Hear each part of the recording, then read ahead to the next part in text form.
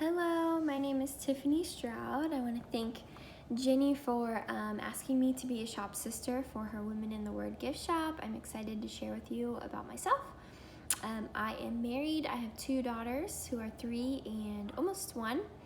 I am a stay-at-home mom, and then I run a blog on the side called Seeing Sunshine. And today I just want to share about my most recent testimony. I feel like we all have testimonies throughout our lives, different things that point us to God and share of His grace. But today I'm going to share my most recent one, which started in January when I had appendicitis. I had an appendectomy, and my recovery did not go as planned. Instead of getting better, I got worse, and I ended up back in the hospital. I had an abscess in my abdomen, a very large infection that ended up spreading to my ovary. I ended up in the ICU for about a week. I was on a ventilator for 4 days. My body was septic, extremely low blood pressure. They couldn't do surgery to remove the infection because I wouldn't have survived it. So instead, they just had to keep trying antibiotics and doing things to try to help me.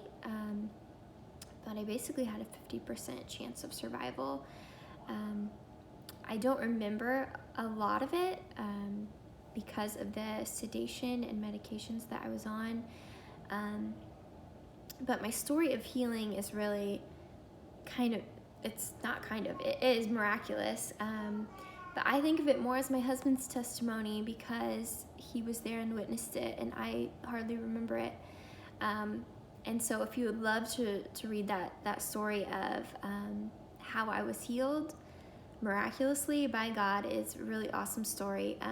You can read that on my blog. It's seeingsunshine.com. My series is called Sepsis Survivor. But today what I'm going to share is more of my testimony, and that is my mental healing from everything that I went through.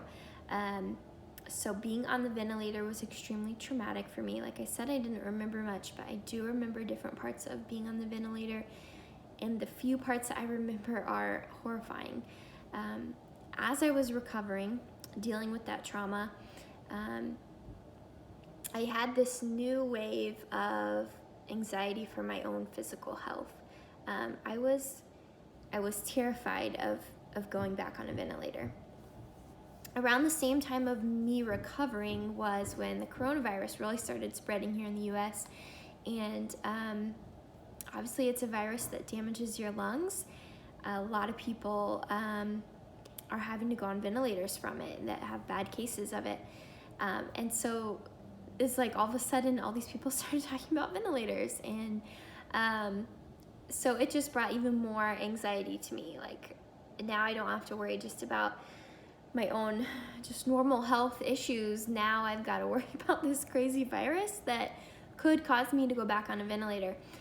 So there was a lot of fear that I was dealing with, a lot of anxiety.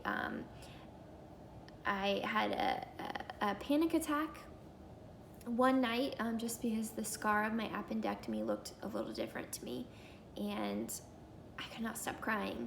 I then could hardly breathe because I was crying so much, and just had this panic attack about my health and the fears I was dealing with. And my husband was able to work me through that, but I realized that I needed help.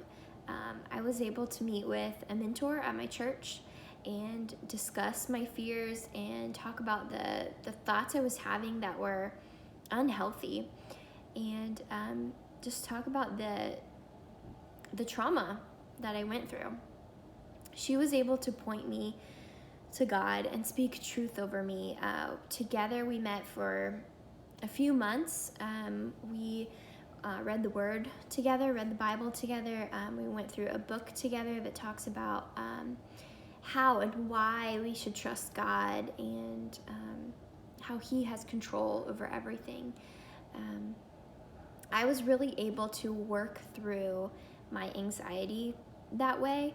I would say that at one point I tried to say that I overcame my anxiety, and that's not the case. But it's something that I can manage now. So it got to the point where, I had this deep fear of being on a ventilator. That was my worst case scenario. It wasn't dying, it was being on a ventilator again. And so after working through all that, recovering physically, and then being able to really manage my anxiety and work through that trauma with my mentor, with reading the Bible, through prayer, I got to a point where I was able to surrender my own fears, and be, what's the word I'm looking for? Just like be open to God's plan.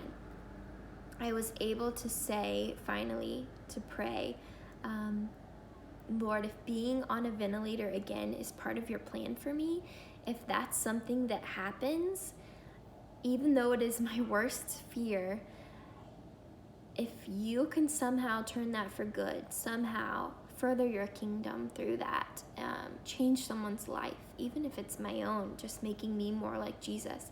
If that's what it takes, Lord, let's do it. And I have to tell you, that was a really, really hard thing to pray. But I was finally able to get to that point where I could surrender those fears. I could surrender them to God and trust Him, truly trust Him, that His plan is better than mine. His purposes are better than mine. And He can take any adversity, any suffering, any pain, whether physical, mental, whatever it is, and He can use it for good. And that is just what I want to share today, that whatever it is you're dealing with, something you're scared of, or suffering that you are experiencing, I ask God that He would show you that His plan is perfect, His purpose. There is purpose in your pain. And I hope that you can surrender those fears and surrender that suffering to Him and allow Him to just work through you, make you more like Jesus, give you a testimony to be able to share with others so that the kingdom can be furthered. I am a living, breathing testimony of God's answered prayer, of miraculous healing, and of mental healing, and just being able to manage anxiety. So that's the short version of my story. I want to keep this short, but Jenny, thank you for allowing me to share that. And if you want to read more about what I went through and how God healed me, please visit seeingsunshine.com. Just search Sepsis Survivor. Thank you all, and I hope you have a great day.